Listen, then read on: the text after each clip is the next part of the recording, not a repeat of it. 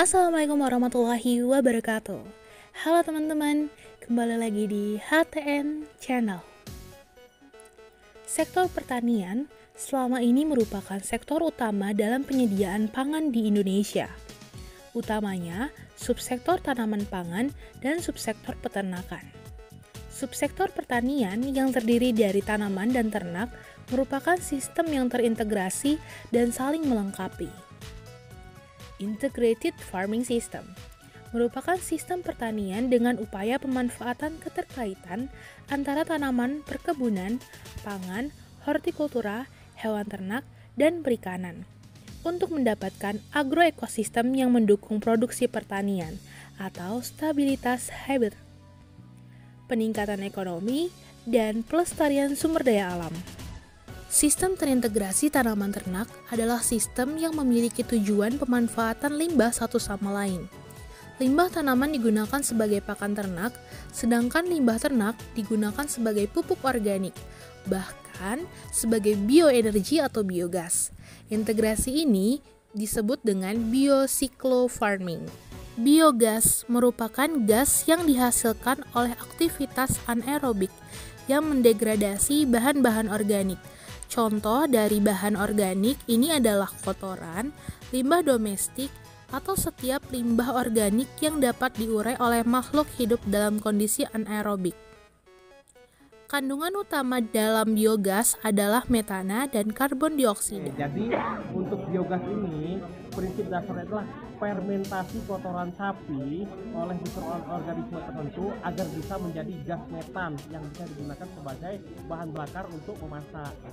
Jadi kotoran sapi yang kita dapat dari kandang dimasukkan ke dalam inlet, dicampur dengan air 1:1 sehingga masuk ke dalam tangki fermentasi atau namanya tangki digester namanya, agar terjadi fermentasi selama beberapa waktu untuk menghasilkan gas. Jadi proses fermentasi itu fungsinya untuk jadi untuk menghasilkan gas metan. Nah, ketika dia sudah penuh mencapai level maksimal, gasnya akan tertampung ke dalam bentuk kubah. Makanya di digester itu kita bikin tabung yang ada tutupnya seperti kubah.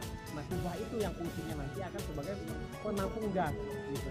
Nah, ketika dia sudah mencapai level maksimal, berapapun input yang kita masukkan, dia akan keluar lewat outletnya begitu juga. Jadi dia akan balance. Nggak perlu adanya pengurasan, nggak perlu adanya maintenance yang terlalu rumit ya. Hanya kita menjaga supaya tidak ada kerusakan sama tidak ada kebocoran di instalasi.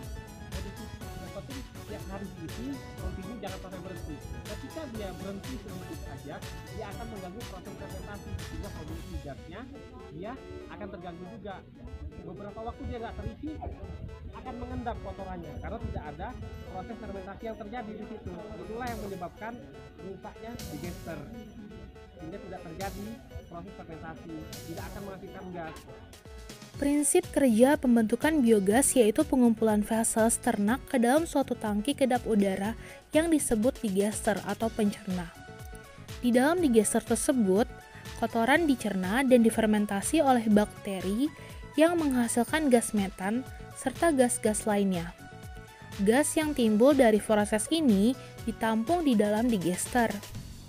Penerapan teknologi biogas memberikan beberapa manfaat, antara lain mengurangi pencemaran lingkungan akibat kotoran ternak yang menumpuk, dapat dimanfaatkan sebagai bahan bakar alternatif, mengurangi pengeluaran rumah tangga untuk pembelian bahan bakar, dan yang terakhir, hasil samping biogas dapat diolah menjadi pupuk.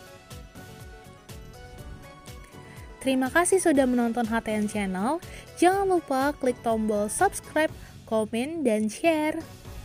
Bye-bye.